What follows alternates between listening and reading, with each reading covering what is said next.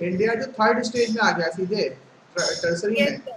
उसके क्या डिमेरिट्स हैं? सबसे बड़ा डिमेरिट बस यही है, डिमेरिट तो कुछ नहीं, टर्सरी सेक्टर में आना तो अच्छी बात होती है कि अगर कोई कंट्री जो है वो टर्सरी सेक्टर में ज़्यादा काम करेगी, क्योंकि उसमें क्या होता है, कम एफर्ट लगा के ज़्यादा रेवेन्यू अर्न होता है। अगर कोई कंट्री बीच के जो मैन्युफैक्चरिंग सेक्टर है उसको उसको उसको उतना काम नहीं कर पाती है, सीधे टर्सरी सेक्टर में जंप हो जाती है, तो बस यही फ़र्क होता है कि हमारी देखो अभी 50% से ज़्यादा जो पॉपुलेशन है वो एग्रीकल्चर वर्क में इन्वॉल्व है, और एग्रीकल्चर में इन्वॉल्व होने की वजह से पर कैपिटा जीडीपी बहुत कम है, क्योंकि एग्रीकल्चर की जो इनकम होती है वो बहुत नॉमिनल इनकम होती है, बहुत कम इनकम होती है। अगर वो मैन्युफैक्चरिंग सेक्टर में होते तो कंपैरेटिवली हमारी पर कैपिटा इनकम ज़्यादा होती, प्रति व्यक्ति आय इंडिया की ज़्यादा होती, नेशनल इनकम भी ज़्यादा होती। तो ये जो बीच का हमने मैन्युफैक्चरिंग वाला जो मिस कर दिया, इसकी वजह से हम लोग उतना तेजी से ग्रो नहीं कर पा रहे हैं।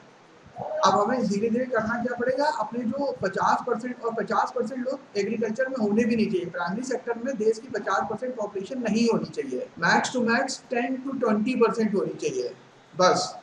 तो अगर इंडिया में 20% जैसे आइडियली तो 10% होनी चाहिए टोटल पॉपुलेशन जीडीपी की, लेकिन अगर मान लो इंडिया के लिए 20% भी हो गई, तो जो 30% लोग निकलेंगे उसमें से 30% लोग 15-20% मैन्युफैक्चरिंग में एम्प्लॉयमेंट मिल जाना चाहिए, और लगभग 10-15% लोगों को टर्सरी सेक्टर यानी सर्विस सेक्टर में एम्प्लॉयमेंट मिल जाना चाहिए। अगर ऐसा होगा तो अपने आप हमारी प्रति व्यक्ति आय 2000 से बढ़ के 5000 हो जाएगी, $5000। और किसी को कुछ पूछना है?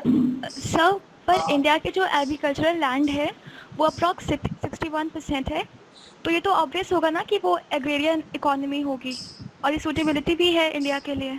इंडिया की जो पॉपुलेशन डेंसिटी है, बहुत अच्छा क्वेश्चन किया है, ध्यान से समझिएगा। मतलब इनका ये कहना है कि इंडिया की जो ज्योग्राफिकल कंडीशन है और एग्रीकल्चर लैंड के हिसाब से इंडिया को एग्रीरियन इकोनॉमी होना चाहिए, और इंडिया की 50% लोगों को एग्रीकल्चर में ही होना चाहिए, ये कह रही है ना आप? ध्यान से समझिएगा सारे लोग, काफ़ी अच्छा क्वेश्चन है। हमारी जो पॉपुलेशन डेंसिटी है वो कंपेरेटिवली काफ़ी ज़्यादा है। वैसे तो साइज में एरिया वाइज हमारी जो कंट्री है वो वर्ल्ड के कौन से रैंक पे आती है? सेवेंथ। Seventh position. 7 पोजीशन पे आती है एरिया के हिसाब से, और पॉपुलेशन के हिसाब से कौन सी पोजीशन पे आती है? सेकंड। सेकंड है अभी। एक्चुअली अगर अब सही से डेटा अवेलेबल हो ना तो हम लोग फर्स्ट हो चुके होंगे कुछ साल पहले ही। तो क्योंकि यहाँ पे जितने भी सारे रिफ्यूजी लोग हैं या बहुत सारे ऐसे लोग हैं जिनका कोई काउंट ही नहीं है, हाँ, जिनका जनगणना में नाम ही नहीं होगा, तो चलो फर्स्ट या सेकेंड ही मान लेते हैं, सेकेंड मान लेते हैं। तो पॉपुलेशन में लोग सेकेंड है और एरिया वाइज सेवेंथ है। तो अगर पॉपुलेशन में सेकेंड है तो एरिया वाइज भी सेकेंड ही होना चाहिए, तब वो एक प्रॉपर रेशियो आता। तो यानी कि हमारी पॉपुलेशन डेंसिटी ज़्यादा है। मैंने आपको बताया था ऑस्ट्रेलिया हो गया, न्यूजीलैंड हो गया, अमेरिका हो गया, इनके पर स्क्वायर किलोमीटर में पॉपुलेशन डेंसिटी का क्या मतलब होता है? पॉपुलेशन डेंसिटी का मतलब होता है पर स्क्वायर किलोमीटर में कितने लोग रहते हैं। तो इंडिया में काफ़ी ज़्यादा रहते हैं in comparison to Australia, New Zealand, Greenland, America, क्योंकि वहाँ की पॉपुलेशन कम है और एरिया बहुत, कनाडा इतना बड़ा एरिया है उसके पास और लोग बहुत कम है। इस वजह से यहाँ पे जो एग्रीकल्चर करते हैं, जो फार्मर्स हैं, उनके पास जो लैंड के लैंड साइज है, जो टुकड़े हैं खेती करने के लिए, बहुत छोटे छोटे हैं। अमेरिका में जो फार्मिंग होती है उसमें बहुत बड़े बड़े फार्म्स में होती है, उनमें बहुत बड़े बड़े फार्म होते हैं। और इंडिया के पास ऑन एन एवरेज एक फार्मर के पास 1 या 2 हेक्टेयर की लैंड होगी। गूगल में जरा चेक करिएगा, आप लोग चेक करके आइएगा या अभी चेक कर लीजिए कोई, पर इंडिविजुअल फार्मर कितना ज़मीन आ रही है उसके पास, कितनी हेक्टेयर लैंड है उसके पास, कितने बीघा खेती होती है एक फार्मर के पास। तो अगर आप ये चेक करेंगे तो पाएंगे बहुत छोटी होती है, बहुत छोटा साइज का उसके पास लैंड होगा, फार्म लैंड, जिस पे वो फार्मिंग करता है। तो अगर इतने छोटे साइज का होगा तो वो उस पर प्रॉपर यील्ड नहीं निकाल पाएगा, छोटे छोटे टुकड़ों में काम करेगा।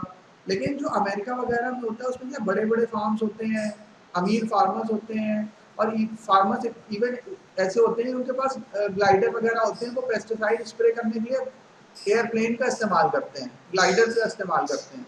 ऐसे फार्मर्स होते हैं। हमारे यहाँ फार्मर के पास साइकिल भी हो तो बड़ी बात है, बड़ी मुश्किल से खरीद पाता है वो। 2.4 हेक्टेयर से 1 हेक्टेयर तक के लैंड है।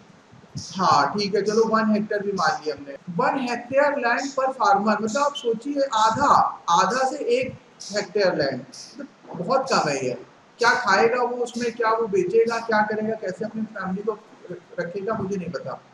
इतना छोटा साइज होने के बाद वो, यानी कि इससे ये पता चलता है मतलब ज़्यादा लोग बहुत छोटी जगह में काम कर रहे हैं। और एक एक रिसर्च और करी गई थी, उसमें ये पता चला कि एक फैमिली में जैसे 5 लोग हैं, 5 भाई हैं और उनके पास लेट अस अज्यूम 10 हेक्टेयर की एक लैंड है, तो सारे लोगों के पास क्योंकि रोजगार है नहीं, तो रोजगार नहीं होने की वजह से क्या है वो सब फार्मिंग कर रहे हैं। तो अगर वो सब लोग फार्मिंग कर रहे हैं तो उसमें से अगर 4 को हटा दिया जाए तब भी सिंगल आदमी अगर काम करे तब भी जो प्रोड्यूस होगा उस फार्म का वो उतना ही रहेगा, रिमेन सेम। और 5 लोग लगा दिए जाएंगे तब भी उतना ही आएगा। यानी कि वो जो 4 लोग या 3 लोग जो एक्स्ट्रा लगे हुए हैं वो अगर किसी दूसरे काम में लग जाएंगे, मैन्युफैक्चरिंग में, सर्विस सेक्टर में, तो उससे इकोनॉमी को ज्यादा फायदा होगा। अर्पिता, आपका आंसर मिला या अभी कुछ डाउट हो तो बताइए, कुछ रह यस गया और सर, क्लियर बताइए। हो। तो कल एक क्वेश्चन रह गया था कि लग्जमबर्ग ने कुछ सालों में ऐसा क्या कर दिया कि मतलब उसकी पर कैपिटल इनकम इतनी बढ़ गई। हाँ बहुत बढ़िया, ठीक है, अच्छा क्वेश्चन है। कोई बताएगा ये लग्जमबर्ग की per capita GDP, per capita income इतनी ज्यादा क्यों है? 1 मिनट रुकिए जरा। तो कल मैं लेक्चर ले रहा था तो मुझे एग्जांपल दे रहा था पीपीपी वाला, तो उसमें गड़बड़ ये हुआ था कि मैंने ये बोला था उसमें कि 1 रुपया लेके पॉकेट में हम लोग गए हैं यूरोप, तो पहले तो उसको इंडियन करेंसी, और यूरोप में जब मैंने वापस सुना रात में उसको तो मैंने कहा ये क्या मैं बोल रहा हूँ, तो उसमें यूरोप में चलता है यूरो। हाँ, और मैंने बोला कि मैं पॉकेट में 1 रुपया लेके गया, फिर मैं वहाँ पे कह रहा हूँ कि मैंने $1 खर्च किया, तो डॉलर अमेरिका की करेंसी गया यूरोप और लेके गया रुपया, तो सब मिसमैच हो गया। तो उसमें ये समझिएगा उस एग्जाम्पल में, वो वीडियो जब आपके पास आएगा तो उसमें ये समझिएगा कि मैं ये कह रहा हूँ कि मैं 1 यूरो या $1 लेके गया उस कंट्री में जहाँ पे वो वही करेंसी चलती है। तो मतलब मेरे दिमाग में ये चल रहा था कि उस कंट्री के हिसाब से 1 रुपया लिया मैंने, चाहे वो अगर यूरोप गया तो 1 यूरो लिया, अगर अमेरिका में होगा तो $1 लिया होगा, अगर ऑस्ट्रेलिया में होगा तो 1 ऑस्ट्रेलियन डॉलर होगा, ऐसा था।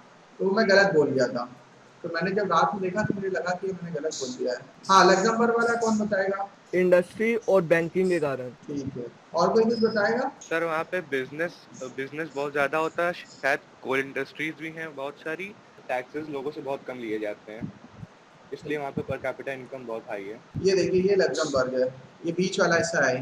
देखिए ये इधर बेल्जियम है, ये जर्मनी है, ये स्विट्जरलैंड है, ये फ्रांस है। देख पा रहे हैं ना आप? दिख रहा है साफ साफ साफ? यस। ये छोटा सा लग्जमबर्ग है, इधर बेल्जियम, इधर फ्रांस, इधर जर्मनी, इधर स्विट्जरलैंड, इधर नीदरलैंड, ये लंदन, इंग्लैंड यानी ब्रिटेन। तो यानी कि ये क्या एक लैंडलॉक कंट्री है। लैंडलॉक कंट्री कौन सा कंट्री होता है? सराउंडेड हाँ, ऑल साइड्स बाय लैंड। ये लंदन है, तो लंदन में अगर आपको जाना है तो ये समुद्र से जा सकते हैं। तो ये फ्रांस है, तो देखो फ्रांस के चारों तरफ समुद्र है, इतना हिस्सा, इतनी जगह जमीन है, लेकिन इसके पास कोई समुद्र नहीं है, सिर्फ चारों तरफ से जमीन से घिरा हुआ दूसरी दूसरी कंट्रियों में। तो अगर आपको लग्जमबर्ग जाना है तो या तो आप सीधे उड़ के जाइए, मतलब बाई प्लेन जाइए, लेकिन बाई सी नहीं जा सकते आप, या फिर आप जर्मनी से होके जाइए, या फिर आप बेल्जियम से होके जाइए, फिर फ्रांस से होके जाइए, सब कहीं ना कहीं से आपको होके जाना पड़ेगा, अदरवाइज आप लग्जमबर्ग में पहुंच नहीं सकते हैं। तो लग्जमबर्ग एक यूरोप का कंट्री है और देख रहे सारे जितने भी डेवलप कंट्री से घिरा हुआ है। टैक्स की जो पॉलिसीज है वो बहुत अच्छी हैं, बहुत आसान है। तो लोग क्या करते हैं, यूरोप के बाकी सारे देशों से सुबह आते हैं यहाँ पे काम करने। देखो जैसे ये फ्रांस में रह रहा है, फ्रांस इधर से बगल में चला गया, लग्जमबर्ग पहुंच गया, बेल्जियम वाला फटाक से पहुंच गया, जर्मनी वाला इधर से आ गया। इस तरह से ये लोग यूरोप के बाकी सारे देशों से सुबह आते हैं, यहाँ पे काम करते हैं, शाम को वापस चले जाते हैं। और टैक्स का वगैरह बहुत अच्छा है, और ये बिल्कुल यूरोप के बीच में पड़ता है। और यहाँ पे इसने जैसे बताया कि डिफरेंट ऑफिसेज बने, कॉर्पोरेट ऑफिसेज बने, तो ये सब होने की वजह से यहाँ पे एम्प्लॉयमेंट बहुत है और टैक्स लगता नहीं है किसी को ज़्यादा, तो इसलिए सारे लोग यहीं पे ही ऑफिस खोलना चाहते हैं। सारी कंपनियों में क्योंकि टैक्स हॉलीडे दे रखा है, तो सारी कंपनियों ने, जितनी भी बड़ी बड़ी कंपनियां, सबने लग्जमबर्ग में ऑफिस खोल रखे हैं अपने, कॉर्पोरेट ऑफिस, हेड ऑफिस। तो लग्जमबर्ग में ऑफिस खोलने से यहाँ एम्प्लॉयमेंट बहुत मिलता है, तो एम्प्लॉयमेंट बहुत ज़्यादा मिलने की वजह से सैलरियाँ भी बड़ी अच्छी मिलती है, क्योंकि सबके हेड ऑफिस और कॉर्पोरेट ऑफिस यहाँ बने हुए हैं। तो इसकी वजह से लग्जमबर्ग की पर कैपिटा इनकम काफी हाई है। ये देखो पेरिस, फैशन राजधानी भी कहा जाता है इसको, यहाँ पे आईफल टावर बना हुआ है। ये जो रशिया है, रूस, ये यूरोपियन कंट्री है कि एशियन कंट्री है? कौन बता रहा है आंसर? देखिए, ये पूरा का पूरा जो ऊपर का हिस्सा दिख रहा है आपको, ये अपना प्यारा भारत, ये इंडिया। इंडिया के ऊपर यस सर। जाएंगे तो आप यहाँ चाइना, ठीक है। चाइना के बाद चाइना की Kyrgyzstan, Kazakhstan, Uzbekistan, Tajikistan, Afghanistan, Pakistan, ये जितने सारे तान हैं, ये सारे का सारा पहले यूएसएसआर का पार्ट था। यानी कि कजाकिस्तान, उज्बेकिस्तान, तुर्कमेनिस्तान, किर्गिस्तान, ये सब के सब इसमें आते थे, रूस में। तब उसको कहते थे यूएसएसआर। तो अब हम लोग, हाँ जी, इकॉनमी तभी समझ में आएगी जब आपको पता होगा कि हमारी क्या इंटरनेशनल रिलेशन है, कहाँ पे बाउंड्रीज है, कहाँ टेरिटरी है, तभी आपको समझ में आएगा। तो ये थोड़ा सा समझना जरूरी है। तो ये रशिया है।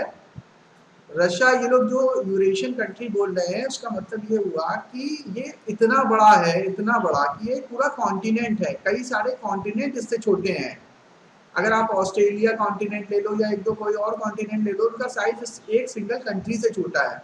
और आप लोगों को पता है क्या कि ये जो अलास्का है, अब इधर आएंगे थोड़ा सा, ये कनाडा, यूनाइटेड स्टेट, मेरे ख्याल से ये अलास्का है। हाँ देखिए, अलास्का ये जो दिख रहा है, ये हिस्सा, ये आपको हिस्सा दिख रहा है, अलास्का दिखा, नाम लिखा हुआ, देखिए ये अलास्का लिखा हुआ है यहाँ पे। हाँ, तो अब देखो ये अलास्का कितना बड़ा है, मतलब कई सारे हिंदुस्तान इसके अंदर समा सकते हैं। और ये देखो, इसके इधर आ जाओ थोड़ा सा, ये रशिया शुरू हो गया। मतलब क्योंकि पृथ्वी गोल है ना, तो फिर से एक बार समझिएगा थोड़ा सा। हम लोग यहाँ पे थे, ठीक है, यहाँ पे थे, ये इंडिया है, ये रशिया है। तो हम लोग इधर की तरफ गए, किधर की तरफ गए? वेस्ट की तरफ, पश्चिम की तरफ गए। पश्चिम की तरफ गए तो यूरोप मिला पहले, यूरोप के बाद हमें अमेरिका मिल गया, मैक्सिको, लैटिन अमेरिका, फिर कनाडा, कनाडा के बगल में ये मिल गया अलास्का, और अलास्का के बगल में फिर से रशिया। यानी कि अगर आप इधर से इधर की तरफ चलेंगे, राइट की तरफ, ये इधर से जहाँ पे कर्सर है मेरा, इधर से इधर की तरफ चलेंगे, देखो अलास्का आ गया, इसके जस्ट बगल में है। अब ये अलास्का किसके कंट्रोल में है? अलास्का को रशिया ने अमेरिका को बेच दिया था, अपना देश का एक हिस्सा बेच दिया था। क्यों? क्योंकि ये इतना बड़ा, इतना ठंडा जगह था और ये समुद्र पार करके इधर आना पड़ता था। तो उस समय इनको पैसे की जरूरत थी, तो उन्होंने सोचा हमारा देश तो इतना बड़ा है, हम संभाल पा नहीं रहे, तो ये क्या करते हैं, ये वाला हिस्सा बेच देते हैं। इसका बहुत नुकसान हुआ रशिया को, और बहुत नॉमिनल प्राइस पे बेच दिया था। मतलब उस पर चाहते मुकेश अंबानी अभी खरीद लें इसको 4 बार, अलास्का को, उस रेट पे। लेकिन वो बहुत पहले की बात है, तो उन्होंने, रशिया ने अलास्का को अमेरिका को बेच दिया था। तो ये मैप है, इसको थोड़ा सा स्टडी करिएगा। रशिया जो है वो इतना बड़ा है कि देखिए ये अमेरिका कवर कर रहा है, इधर ये एशिया का, अब तो चला गया तो खैर इसको छोड़ ही दो, अब तो ये इससे कोई मतलब ही नहीं है। तो ये रशिया एशिया में है, और इसके बाद इसका कुछ हिस्सा आपका यूरोप में भी आता है। तो इसीलिए लोग ने जो बोला, ये इसको यूरेशियन कंट्री कहते हैं। इसका थोड़ा हिस्सा यूरोप में आता है और थोड़ा हिस्सा रशिया में आता है। तो सेंट पीटर्सबर्ग, एक कोई मूवी आई थी सलमान खान की, सेंट पीटर्सबर्ग में, तो वो सेंट पीटर्सबर्ग जो है वो रशिया की एक शहर है, सिटी है, जो कि यूरोप में पड़ती है। ठीक है, हम लोग वापस आते हैं इंडियन इकोनॉमी पे। अब अच्छा, इंडिया को ये सब चीज़ों से मैप इसको समझने की जरूरत इसलिए पड़ती है कि आपको ये आगे जब आप रिलेट कर पाएंगे इसको कि कहाँ से हमारा ट्रेड होता है, कहाँ से व्यापार होता है, हमारी बाउंड्रीज कहाँ पे हैं, कहाँ पे क्या करना है, तो ये सारी चीज़ें। तो अगर आप पूरी दुनिया के हिसाब से देखेंगे तो हमारा जो इंडिया है उसका साइज एरिया वाइज बहुत छोटा है, और हम लोग 3 तरफ से, हमारा जो देश है वो समुद्र से घिरा हुआ है, और श्रीलंका तो एक टापू है, तो पूरी तरह से वो समुद्र से ही घिरा हुआ है। ये छोटा सा सिंगापुर रहा, और ये छोटा सा जापान है। और ये जापान इतनी छोटा सा देश, इसने चाइना को भी हरा दिया था, कोरिया को भी कब्जा कर लिया था, नॉर्थ कोरिया, साउथ कोरिया पे कब्जा कर लिया था, चाइना को हरा दिया था, और ताइवान, और सब बहुत आतंक मचाया था इसने भी। और जबकि ये रिंग ऑफ फायर से घिरा हुआ है, तो चारों तरफ इसके ज्वालामुखी, और लगातार वो फटते रहते हैं, तो उसमें हमेशा भूकंप आता रहता है। तो लाइफ बहुत अनस्टेबल है जापान की, तब भी लोग इतने टफ होते हैं कि एक समय में इनकी जो इकॉनमी थी वो काफ़ी बड़ी थी, वर्ल्ड की टॉप इकॉनमी में से एक था जापान। हम लोग आगे चलते हैं। लास्ट टाइम पे हम लोग ये डिस्कस कर रहे थे, उसके बाद नेक्स्ट स्लाइड है world GDP per capita ranking. देखते हैं, ये हम लोग ने कल जो वीडियो देखा था उसमें देख लिया था कि लग्जमबर्ग टॉप पे था। ये सब देखो चेंज होता रहता है, कभी कोई आ जाता है, कभी कोई आ जाता है।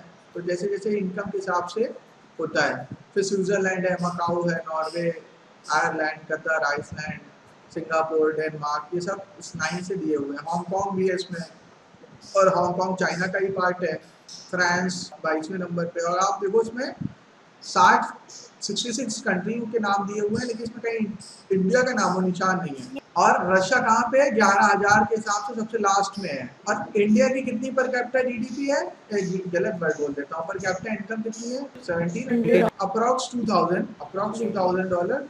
तो वो देखो यहाँ 11,000 पे खत्म हो जाता है, यानी इसके बाद भी सैकड़ों कंट्री होगी, यानी कि पर कैपिटा जीडीपी के हिसाब से, पर कैपिटा इनकम के हिसाब से, प्रति व्यक्ति आय के हिसाब से हमारा स्थान 100 के बाहर ही होगा, ठीक है। 150 की कंट्री होंगी। हांगकांग का मतलब ये है कि वो इस समय पहले वो ब्रिटेन के कंट्रोल में था, बाद में फिर वो चाइना के पास आ गया है, तो इसलिए उसको अलग से रिप्रेजेंट किया गया। अभी देखो 2000 चल रहा है, ये 1790 ये इंडिया रहा।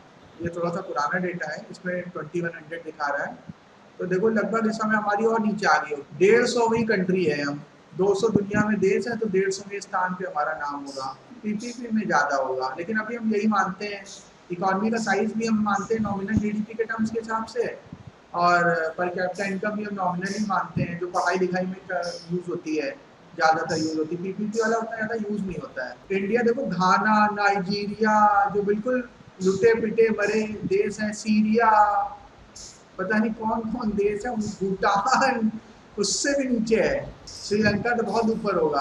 इजिप्ट नहीं, तो 1947 तक पाकिस्तान इंडिया का ही पार्ट था, तो बाद में अलग हुआ। बांग्लादेश भी बाद में उसी समय पाकिस्तान बना दिया गया, बांग्लादेश को भी पाकिस्तान के साथ दे दिया गया था, लेकिन वो फिर वो उन्होंने उसके साथ भेदभाव किया, बांग्लादेश के लाखों नागरिकों को मारा, अत्याचार किया उनके ऊपर पाकिस्तान की सेना ने।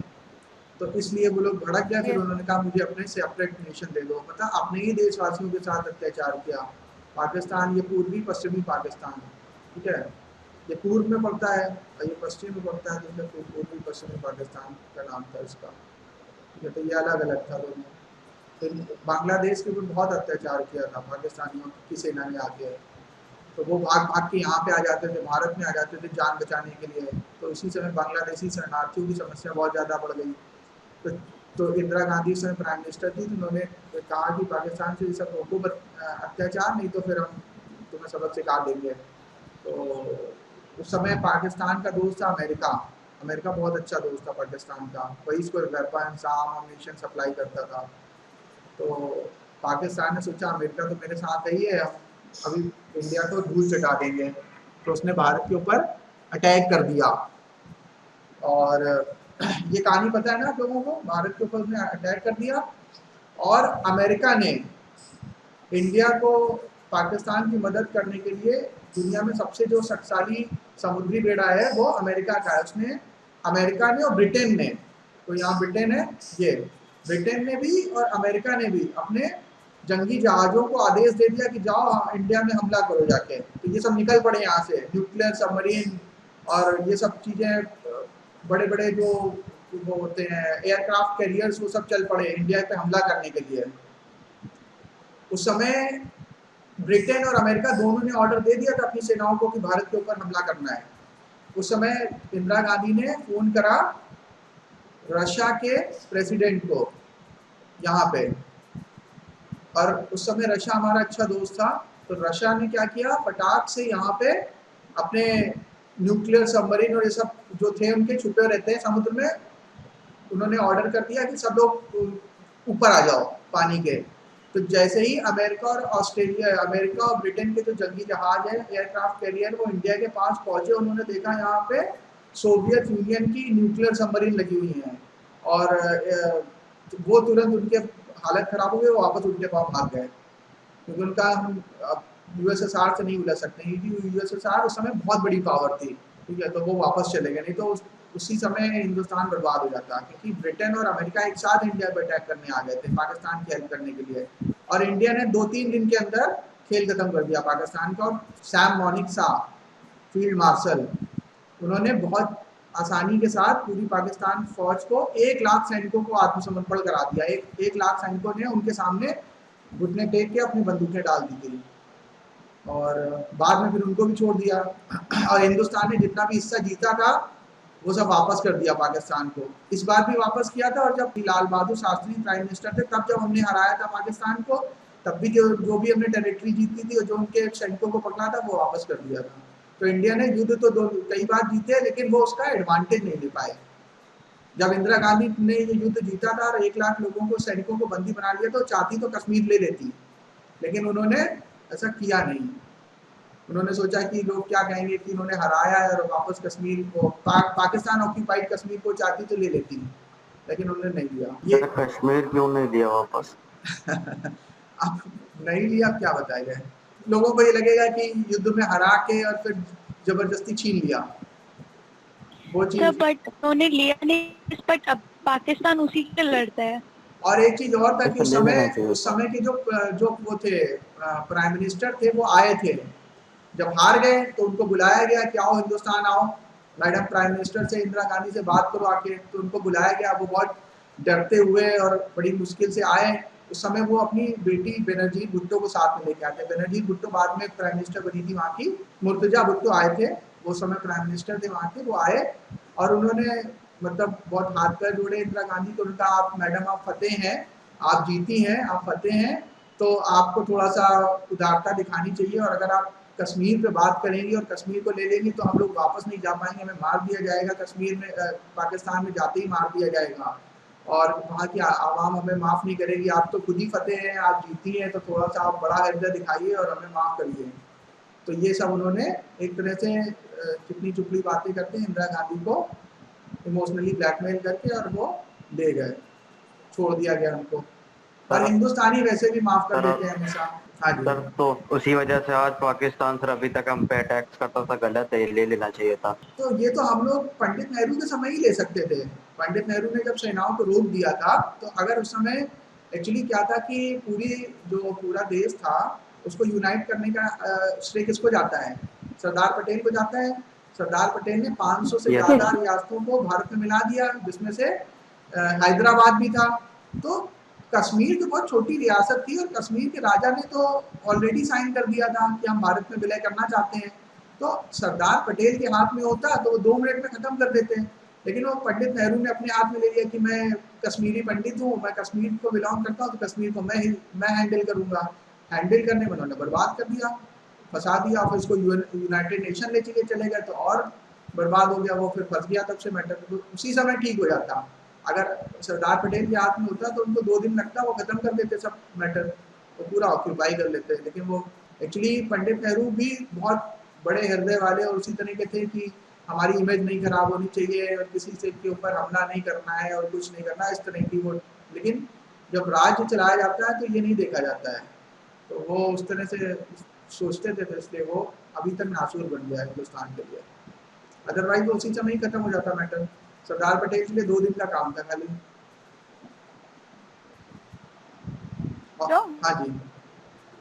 सर जो हमारे आसपास जो 9 नेबरिंग कंट्रीज हैं, तो सर उसमें मैंने देखा था कि कुछ हम रक्षा अभ्यास करके कुछ होता है हमारे और उन कंट्रीज के बीच में। हाँ। सर उसका कुछ ट्रेड से रिलेशन होता है, सिक्योरिटी मैटर्स होता है? मैं स्ट्रेटजिकल पॉइंट ऑफ व्यू से करते हैं कि अगर वो सारे मिलके हम लोग उनके साथ एक वो करेंगे, मिलिट्री एक्सरसाइज कहते हैं उसको। तो मिलिट्री एक्सरसाइज हम लोग रशिया के साथ भी करते हैं और अमेरिका के साथ भी कर रहे हैं।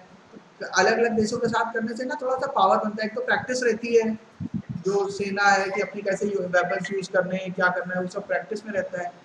दूसरी चीज़ ये कि स्ट्रेटजिकल अलायंस रहते हैं। बाकी जो आपके जो दुश्मन है वो देख के डरते हैं, यार इंडिया अमेरिका एक साथ युद्ध अभ्यास कर रहे हैं, तो चाइना कुछ नहीं बोलेगा, चुपचाप बैठा रहेगा कि अगर मतलब ये अगर कुछ भी गड़बड़ हुई तो ये दोनों एक साथ आ जाएंगे। तो वो उस पॉइंट ऑफ व्यू से भी होता है। और प्लस प्रैक्टिस तो होती रहती है, कैसे फाइटर प्लेन चलाना है, कभी कोई हमला अगर रियल में हुआ तो उसको कैसे टैकल करेंगे, इसके लिए भी होता है। तो 2-3 मिनट और लेंगे बस। तो ये कंपैरिजन है जिसमें इंडिया और चाइना का कंपैरिजन है पर कैपिटा के टर्म में।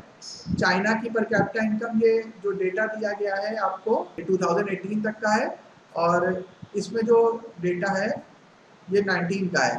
तो ये 18 तक का ग्राफ और ये 19 का डेटा है 10,000, यानी 2019 में चाइना ने जीडीपी के टर्म्स में, पर कैपिटा इनकम के टर्म्स में 10,000 को क्रॉस कर दिया था। उस समय हिंदुस्तान 2000 के अप्रॉक्स था, अभी थोड़ा और घट गया है कोविड की वजह से।